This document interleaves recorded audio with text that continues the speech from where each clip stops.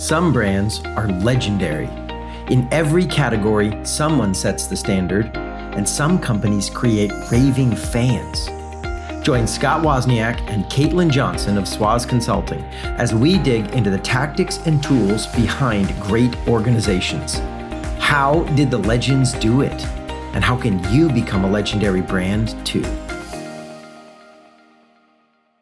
Today, we get to spend time with Scott Reese. Scott Reese is a longtime friend of mine, and actually, he and I co-authored a book, The Cornerstone Path. That's a whole other story, but let's just say the guy is a great thinker. And he's a great leader. He comes from a really rich background. He's a former Marine Corps officer with the nickname Captain Smiley. Yes, that's on his bio. He's got a 25-year business leadership experience with leadership posts in sales, engineering, operations. He served across the U.S. He's led in Europe. And he's even best of all, not only is he very successful professionally, I know him well enough to be able to be confident to say he's a devoted family man who has passionately poured into his family, built some remarkable relationships, and he's a follower of Jesus Christ. He and I have bonded a lot over that, who continues, he says, to show him who he really is, the real Scott Reese. So today, Scott is enthusiastically helping a fast-growing construction company go from 20 million to 200 million. He's a rock star doing crazy stuff. So welcome, my good buddy and great thinker, Scott Reese. Scott, always awesome to hang out. Welcome to the crew again, man. Thanks for joining us here. And thanks, Woz. Great to be here. Yeah. Okay. So hey, this is the penalty of doing podcasts with your friends. You got to explain Captain Smiley. Like that, Smiley was not your last name. No.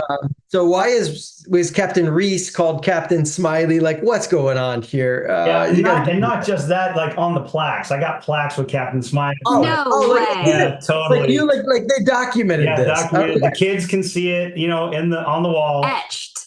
Was it in wood or was it like wood and brass plaques? Wow. Okay. See, a nickname like that has to be explained. So I smile a lot. And one day when I was a captain, I had a couple of my sergeants come in, and one of them was a great big giant guy from Georgia, actually, powerlifter on the Camp Pendleton powerlifting team. And he came in, he said, "Excuse me, sir, can I ask you a question?" I was like, "Sure. What's up, Sergeant Johnson?" He said, "Why do you smile so much?" I had no idea how to answer that. I literally just said, "I have no idea." And he said to me, "It just ain't right, sir. Just ain't right. It makes us nervous. It's like you know something we don't know. It's just unnatural." Oh my gosh, that's hilarious. It makes me nervous that you're smiling. It makes me nervous. So well, that'll tell you a little something about his culture and expectations of a Marine officer, I suppose. There you go. You go. Yeah. You don't always get what you expect out of leaders, but you should get what you need out of leaders. That is so good. And listen, I think this is where I'd love to dive in with you, is really the leadership side of things. Because one of the things that's been unique about your story is you've played a high-level leadership role in some very different roles and very different organizations. And so sometimes it's hard to untangle, like, which part of this leadership is good for this setting and which part of it is just like good leadership that works in all settings. And you've had to learn that by being like setting after setting after setting. And so why don't we start with military leadership? I mean, I think rightly, the U.S. military is revered as one of the great leadership development engines. And, I'm going to guess that you're going to have a mild bit of pride on the Marine quality in there. Sure. It wasn't the Navy. Yeah. Yeah. So listen, I'm like trying not to offend people. I've got family and friends who've done lots of service. But dang it, there's nothing like Marines talking about how good it is to be a Marine. Yeah. Well, I had a lot of interesting experiences in the Marine Corps, made a lot of mistakes. And, I had senior staff NCOs. When I started your first job, your staff NCO is actually a few years older than you. Yeah. And then when I was a company commander, my staff NCO, my first sergeant, was 10 years older than me. And these guys technically in charge, but he's got way more experience. Interesting, yeah. I learned so much just listening to those guys who'd seen many officers come through. And, there was this one time in my career where I had a commanding officer who was like the opposite of everything we write about when we talk about what brotherly leadership is, brothers in arms, what a Marine Corps leader is. And I had this opportunity to be in a room when I was a first lieutenant with a bunch of other lieutenants and one captain talking to a 2-star general who's about to retire. And this guy, it was during Clinton's presidency, and they just passed the act that you couldn't smoke in federal facilities anymore. So this general comes in with a cigar, kicks his feet up on the big, giant 14-foot wood desk, and he says, basically, I'm going to smoke my cigar on my base, whatever the president likes. And he said, I'm retiring in 2 months. Ask me. I was like, what are they going to do to me, right? I'm out. Right. What are they going to do to me? So he looks at us and he says, ask me any question you want, and I'll tell you the straight truth. Silence. Petrified lieutenants. Finally, the captain at the end, he asks a question, and the general answers. And I was the only first lieutenant. It was like 15 second lieutenants, me, and a captain. And so then I asked a question, and my question was, sir, what do you do when your boss is the opposite of a leader? I mean, everything we read in the commandant's message every year and the birthday message from General Lejeune, when they're the opposite of that and you have no power to change it. He took his feet off the desk that fast. He pointed that cigar and 2 fingers right at me. And he goes, let me tell you something, Lieutenant. You're going to learn more about leadership from that jerk than from Chesty Puller himself, the greatest leader ever, because you'll learn what not to do. Ooh. And your job is to protect the Marines that you're leading and learn what not to do, and never be that guy. That's your job. Wow. Like how you just said that, the energy, like I can picture this general defiantly, right? Like, whatever, I'm going to do what I want. But to have such passion around that advice, holy cow. Well, I can relate because honestly, the reason I'm doing what I'm doing is because I worked for some really bad leaders who were nice guys. But they really, like, outside of work, I was like, I'd hang out with this guy. And in the office, he did not know what he was doing. And the chaos and the pain that it caused was me like shaking my fist. It's not right. The world's held back for bad leaders. Like, I think I could say this. I don't want to out. One of my daughters is involved in a sport. I'm not going to name which one because some of those folks listen to this podcast. And one of their coaches is doing epically bad right now. New coach came in, season finished recently. And like, seriously, my daughter and a bunch of her friends are like, I don't think we're going to play next year. We just cannot do this again. And we were talking through it. And the lesson I gave to my daughter was, man, you are getting probably, this sucks. And I hope we fix it. And we're talking to the program about changing coaches, but you're learning so much about leadership right now. Like, these are the most valuable leadership lessons, and it's actually not wasted pain. So there's no wasted pain. This is so interesting. I'm thinking about what you just said around what the 2-star general advice gave you.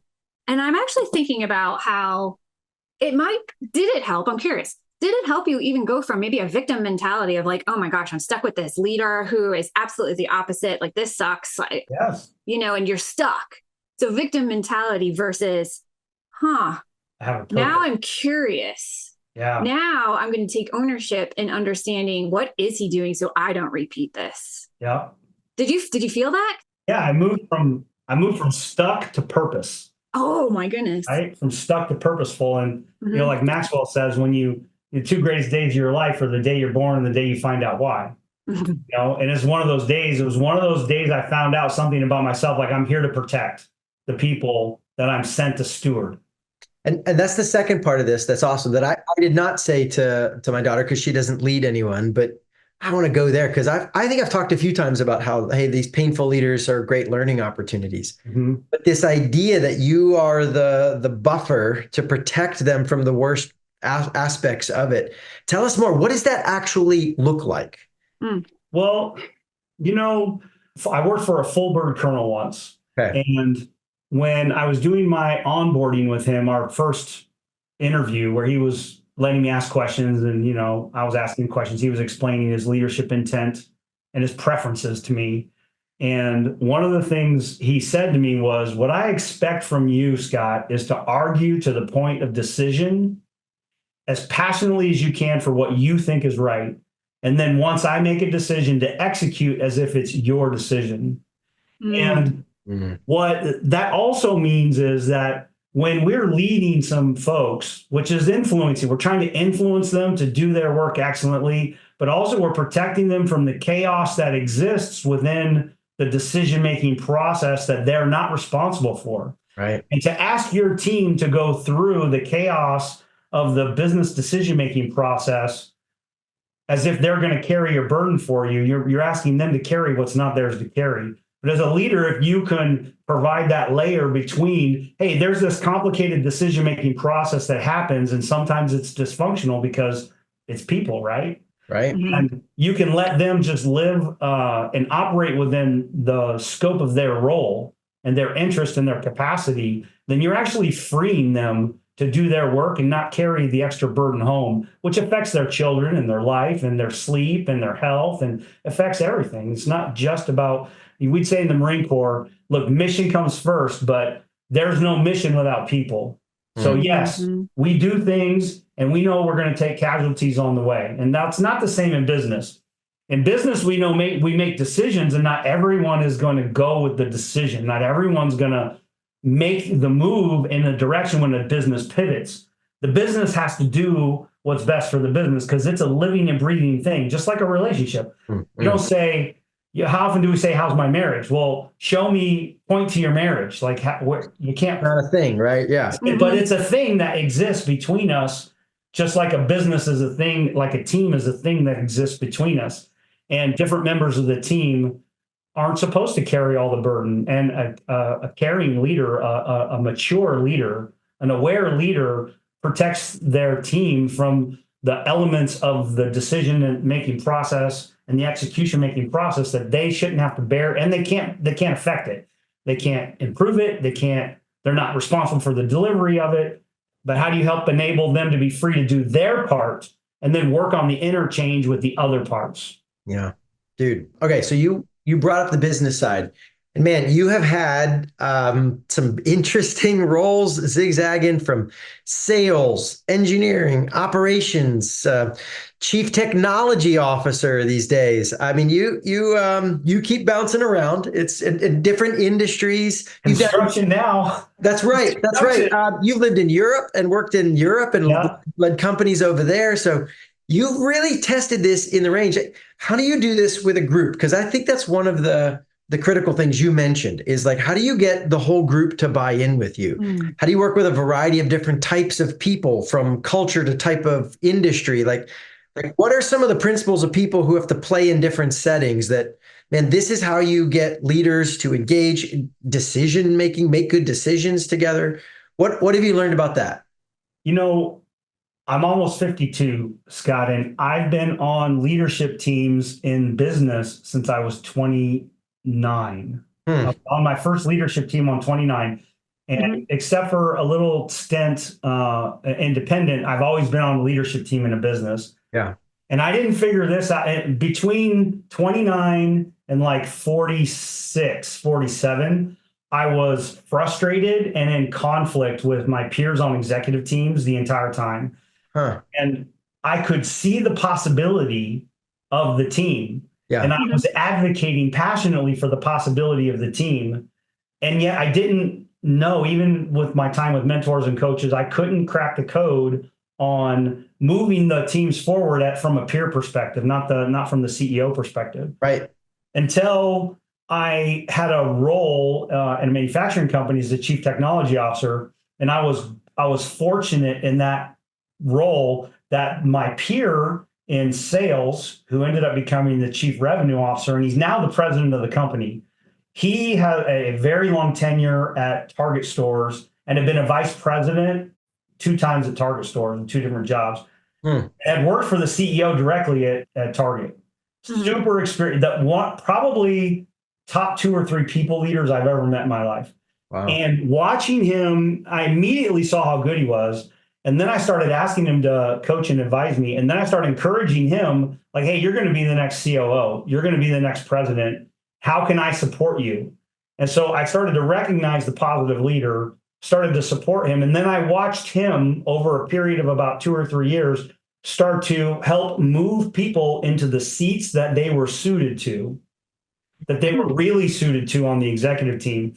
And I found this working genius map. You've probably seen this Patrick Lencioni working genius map. Love that tool. Heck yeah. Totally. And when I started plugging like my current team into it and my current executive team and the people in our company and even my family, I use this at home with the wife and our children, even our oldest who's moved out. It's like, where do we fit when we try to do something together? How do you use I think people are going to love this. How do you use a business executive tool with your wife and kids? Like, this is great. So there's this map. It's called the Working Genius Team Map. And I put on top the try family, because that's us. That's our moniker, the try family. We do not give up. I love even that. Our email is at tryfamily.com. That's all. Oh, that's so cool. Yep. So each one of the working geniuses is on there, and I've walked them all through their score in the test. And so when we're like, hey, the cats need to get fed, the house isn't swept, hey, we're trying to load up the RV to go to the beach for the weekend,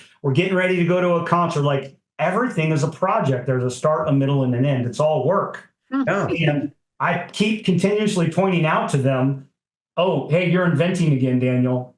Is this the right time for inventing? He goes, oh, sorry. Or I'll start talking and my wife will go, we don't need wonder right now, Scott. We need to get the job done. I need that trash bag in that can. I don't need you wondering about the nature of trash. That's right. And as we get an understanding, personality tests are great. There's thousands of them applied to the workplace for decades. And my observation is that those really dig into how do you communicate and relate with other people individually or within hierarchies, within organizations. But this is unique because it says, how do you show up in the actual work? Not how do you communicate and relate to each other, but how do you show up in the phases of the project, however simple or complex that is? And I keep pointing back to the teams. And now, I've got people in the group going, well, I'm the discernment guy. Yes, we always want to run every idea past the discernment guy because he's got the best discernment and he's got confidence in it now. So it's raising their confidence and awareness and what they're really good at and what gives them energy and they're talented for.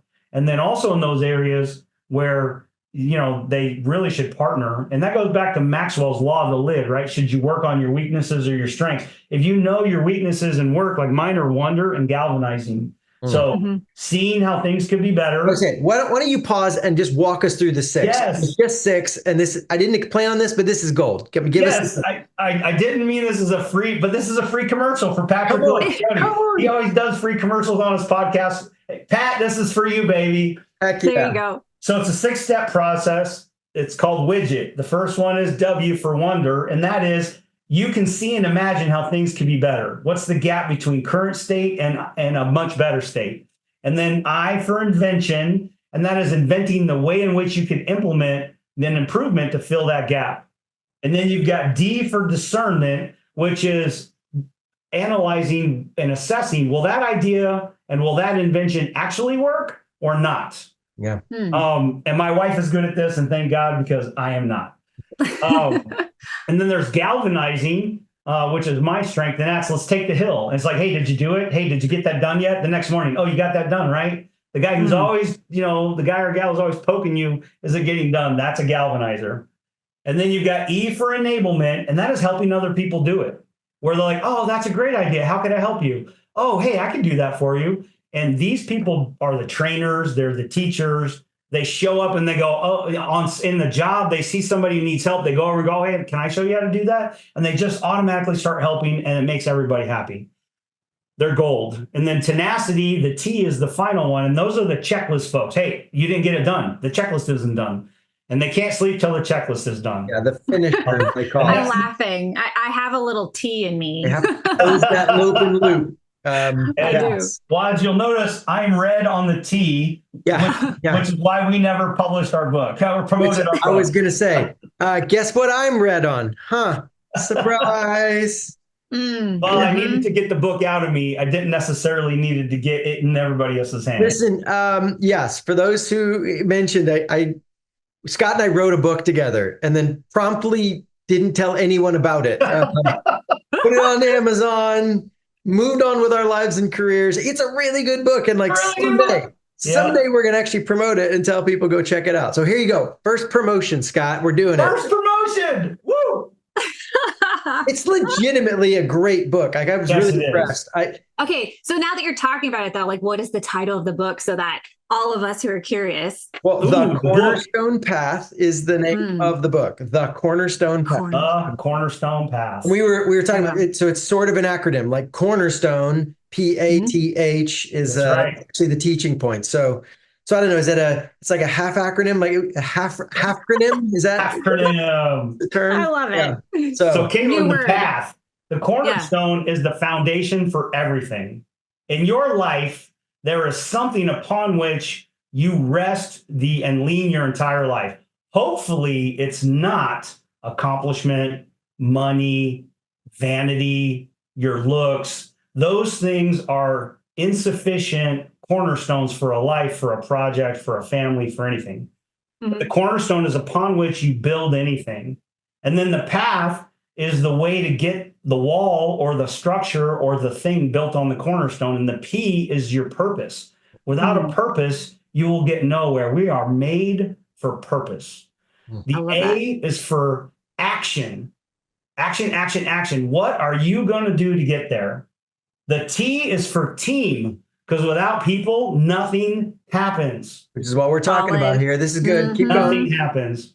And then the H is for hustle. If it's worth doing, you better get doing it now. And of course, I'm a galvanizer, so hustle's got to be in there somewhere. I love that. Oh my goodness. That makes so much sense. And it's a fable with, I would say, like, I mean, it's pretty dramatic and exciting, and there's some colorful characters, and there's a couple of big plot twists that I mean, it's a legit story. So too often these fables are these very thin stories. It's like, you know, Jenny is struggling at work, and she calls Barbara, the mentor, who writes on a whiteboard the 3 keys to success. And that every week, Barbara tells her another key of success. Like, nah, heck no. Oh, yeah. We've got backstabbing, betrayals, secret plots. It's awesome. And it's loosely based on actually my life experience. And I just had a series of really gripping dreams. I don't normally remember my dreams at all, but I had a series of really gripping dreams back to back, and I just started journaling them. And then I was talking to a friend of mine, one of our co-authors, Michael Kennan, who's a very, very good writer. Brilliant. He said, dude, that's a great story. You got to write it out as a plot script. So I did that. And then we just built it from there, and Waz joined us, and then boom. Now, what a nobody knew about. I know. Nobody knew about. Well, they know about it now. They know about it now. It went live. Come on, baby. The flag is planted. Oh my goodness. Yes. Hey, Scott. Yes. Actually, I have a question. I have a comment and a question. So my comment, I actually find it so interesting how you were able to bridge this business tool of the working genius into personal life, because you framed how everything that we're working on is a project, because it has a start and a middle and an end. I thought that was actually really genius when we think about bridging both our personal and our professional life and using the tools that exist out there. Yeah. So that was my comment. The second question I have, which is curious, is how old were your kids when they took the working genius? That's a good question. So 17, 20, and 26. Okay. So this is not. I would be curious, right? Because I have a 13 and a 15-year-old. So I'm like, oh man, should I have them take it? And would you recommend that'd be a good age? I would. And they actually just published last month or the month before a discussion guide with students for their working genius scores. It's a 2-page discussion guide document that's for free on their website. The assessment's only $25 a person. That's pretty affordable. And, the table group there with Patrick Lencioni, I really get the impression that this is a pay it forward project for them, that they're really trying to deliver at a reasonable cost, like a low cost, high value for the community. Yeah. That's my impression. I know we're talking. Yeah, I love that, because we're talking about healthy leadership teams, right? So, but as parents, aren't we the leaders of the family and need a whole team to function? Yes, exactly right. And I validate that. Actually, it's around 13, 14 when I would say most kids are old enough and articulate enough to understand this. And the articulate part is that not just like, hey, they have to have a lot of life experiences so they can say, hey, I actually think I'm more like this than that. But like, this is dumb, but it matters. All these tests assume you know what those words mean. Good And they point. get into the nuances of words, like you prefer this or that. And so every one of these tests assumes a certain level of vocabulary that even the brightest 11-year-old probably just doesn't have yet. Right. But by 13, 14, you don't have to be a PhD. I'm not saying that. I'm just saying, like, little kids are still learning words. By 13, 14, they know enough of the words. They know enough of their own sense. Yeah. One little caveat I'll throw in, so I've done a lot of these with my kids as well. I have not made the family map. So Scott noted, we need to do the working. I did working G's, my wife did, but we didn't have our kids do that one. We did DISC and strengths finders with the kids. Mm-hmm. But what I would say is that the process of this, they grow. A lot of these tests, I don't think Table Group does this, but a lot of them are really adamant, like this is who you are forever and it'll never change. And I'm like, how about neuroplasticity? Thank you. Yeah. Thank you. Like, I think there's a lot that shows humans can actually grow and change tremendously. There's a lot. So having said that, kids often change a lot from 13 to 18. And so I wouldn't take it with your 13-year-old and then like hold them down to say like, no, you're always this. You might actually for fun be like, hey, you're a senior in high school. You want to revisit this thing. Let's talk about now you're probably going to change more dramatically in those years, but hey, some of us have epic changes at 29 that shift everything around. So I love seeing how these shift over time. But yeah, I would say for my marriage, we did this even before we had kids. It was a game changer and probably saved us thousands of hours of pain because we knew in advance, like, oh, you're doing that thing again. And you're not trying to be a jerk, but like you're hyper focused on your strength. And now I know why you're not with me on this. By the way, that was my wife's complaint to me, not me to her. I'm pretty sure she was right most of the time. But yeah. Well, and so I'm thinking about widget and this assessment, how you can use it in personal and professional ways. And it's bringing me back, as I'm reflecting on everything we're saying, it's bringing me back to the target leader you were talking about and how you were watching what he was. It was a Good job, Caitlin. This is classic me. I'm like 3 tangents in. Where did we start? Oh, yeah. You were talking about a team that finally came together. Yeah. But I'm the one that checks things off, guys. I'm the one. This is you, Caitlin. This is so critical. Like, seriously, Caitlin, I think it just gave us language for the rest of our podcast together. I don't care whether we finish that first story. We're telling another one. Okay. Close the loop, Scott. Close the loop. So once I saw him slowly start to influence around the team and people started to get moved into the seats that they were suited for, then what happened after that is like some of the tension went down because people were more naturally in their right seat. And then we started having more of the real conversations together in that room. And sometimes he would prepare people for the room, which is very appropriate, that you have to prepare people who aren't ready to have the confrontational, not combat, but confrontational topics like, did this work out well and was I responsible for it? Or am I telling you the truth of my hidden objective? Or do I have a hidden agenda that I'm trying to get something you don't want to give me and I'm going to try to work behind your back with someone else? And as long as those things exist, as long as the executive team or the leadership team has a meeting and leaves the meeting, and then 5 minutes later, 2 or 3 rooms are having the meeting after the meeting. The meeting after the meeting is the real meeting. Right. Until the meeting after the meeting is the meeting, you're stuck in forming. You can't get into the storming stage until you get past that trust, where you're going to say to each other what needs to be said. And it's just, I really was seeking that in my career and all that frustration. And what I've come to realize is there are very few leaders of teams, whether it's a CEO or a vice president or a director or manager or a fundraiser, or it doesn't matter, a volunteer. There's very few leaders of teams that are willing to put themselves out there first and lead by example, because we are not monkey hear, monkey do creatures. We are monkey see, monkey do creatures. Yes, come on. We do what we see other people do, and the leaders just have to go first. And the change agents inside a team will push to go first. And that is much of my career, being a change agent, trying to push faster and harder than the leader of the team wanted to go. And I had to learn through a lot of pain that the leader of the team is the lid. The law of the lid is the leader of the team. And no matter how passionate the change agent is, if he doesn't generate influence with the leader, he's not going to move the team any higher. It's the leader that sets the bar. So true. Dude, there was a bunch in there. That's what I'm thinking, Scott. I underlined two things. Caitlin, you can call it okay. The litmus test. Have to have a meeting after the meeting, or did you actually get to say it all and decide it all in the meeting? That is a huge, easy way to say, is my team truly healthy leadership team yet or not?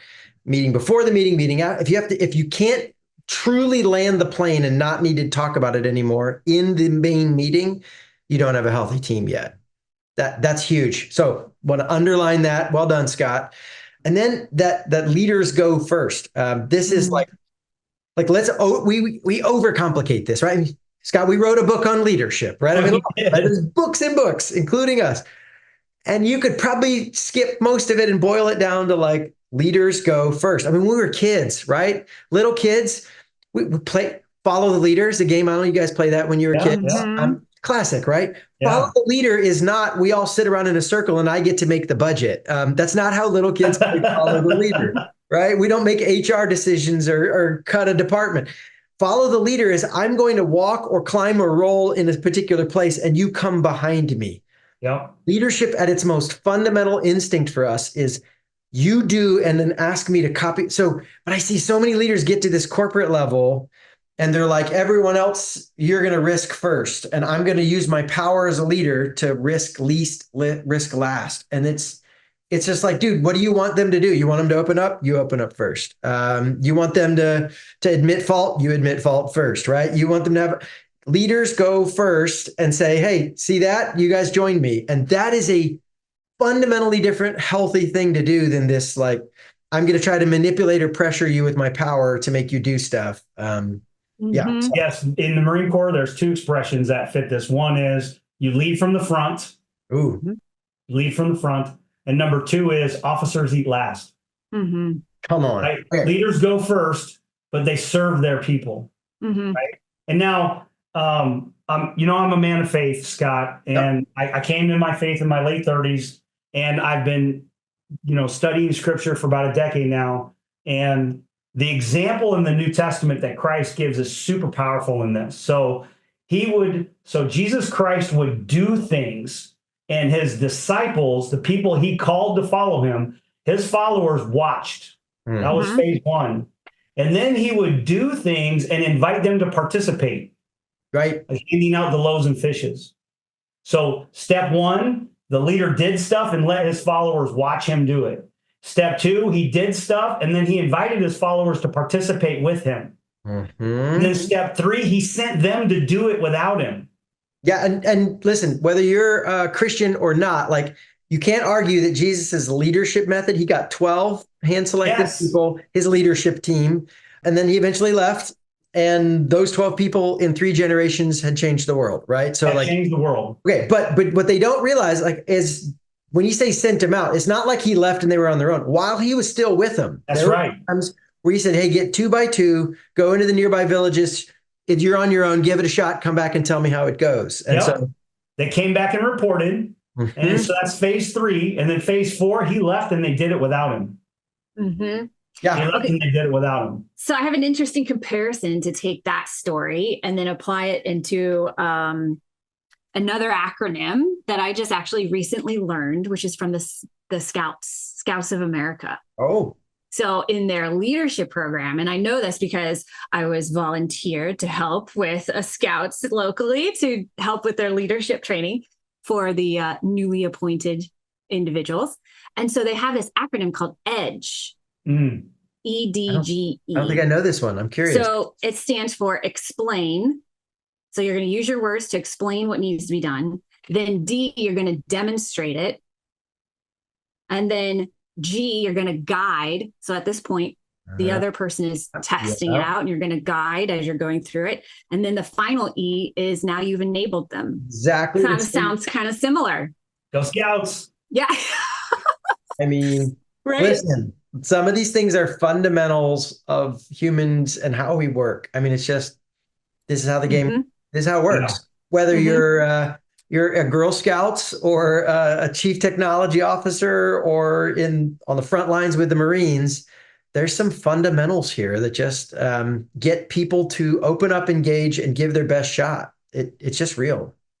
Yeah, and I think it just shows that what's works with people, worked, thousands of years ago. It worked yesterday. It works today, and it's going to work tomorrow in the foreseeable future. Regardless, whatever technological innovations come in the future, what's consistent through all of time is people. Yeah, we're pretty much the same, as we were in many, many generations ago. Thousands of years ago. People haven't changed that much, and if you want to lead people, you have to start to understand that there's a set of disciplines. It's a calling. There's a gifting, but it's also a skill. It's a skill that can be developed like anybody else's skill. And everyone's is unique. When I went to the John Maxwell leadership training, the guy leading it, Paul Martinelli, had everyone fill out this piece of paper. And they had like 40 adjectives for people. And they said, circle 5. And you circle 5. And then he would call out 5 of them and say, if you have those 5, stand up.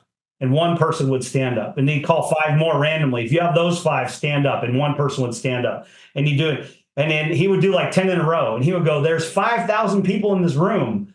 He said, I've done this 300 or 400 times with 5,000 people in the room. Never once in all of those hundreds of thousands of people have ever 2 people stood up to the same 5 things. Wow. Like, truly unique. And our leadership calling, place, and time is unique. It's unique to the topic. It's unique to the people. It's unique to our passion. It's unique to us. And we don't have to try to be someone else. We have to understand the patterns and the rhythms at play and then apply that artistically to ourselves. So there's a science, which is there's a pattern to it. But then there's also an art to it, which is implementing it with you uniquely. Yeah. Dude, that balance, I think, is so key here. That's empowering. Yes, because you can feel, that's right where we started. You can feel stuck, right? And I think this can be maybe you listening here today is like, man, you got dreams and you want to be legendary and build your great brand. And maybe you're like Scott, where you can see this cool stuff and you feel stuck, like I cannot get these people to come along. It's art and science. I mean, we can't tell you, always say this one thing, it will always work with every human, right? But there is a system, there is a skill that you can get better at. And then you listen and learn how to do the art side where you react to the individuals. You can do this. You can, I mean, Scott, as a friend, I was going to put you on the spot. Like maybe you wouldn't say it this way, but like you can be bad at it for years and then turn into someone who like writes books on it, Yes, I might have resembled that. Exactly. I do have one comment of encouragement for the peacemakers in our audience. Ooh, come on. And so people who really value peaceful and harmonious relationships. Being a peacemaker is actually the hardest calling because peacemakers have to step into conflict. By definition, if there's not peace, then there's disagreement between somebody and something. Disagreement about something. Right. And to make peace between people where there's no peace means you have to step into the middle of the disagreement and draw people together through influence. And that is super hard to do and is very draining work. But I want to encourage anyone on this call who is a peacemaker in your family, with your friends, in your workplace, that it is a noble and worthy cause that affects people's lives forever. And it affects their families and their children, and it transforms how they will interact with other people. So do not shy away from your internal urge to solve the peace problem. I love that. I can't think of a better way to close, brother. This has been awesome. Man, let's keep hanging out. And someday we'll do this part 2 of our book launch. We'll have some fun. Exclamation mark. Done. if you enjoyed this episode, you might want to sign up for our weekly newsletter. It's all new content with the same themes. You can subscribe for free and learn more about how we partner with our clients to build legendary companies at swazconsulting.com. That's www.swozconsulting.com. And if you want to get access to the actual tools and techniques that we use with our elite consulting clients, check out our online program at legendarybrandsacademy.com. That's www.legendarybrandsacademy.com. Greatness is possible. You just have to build the right engine.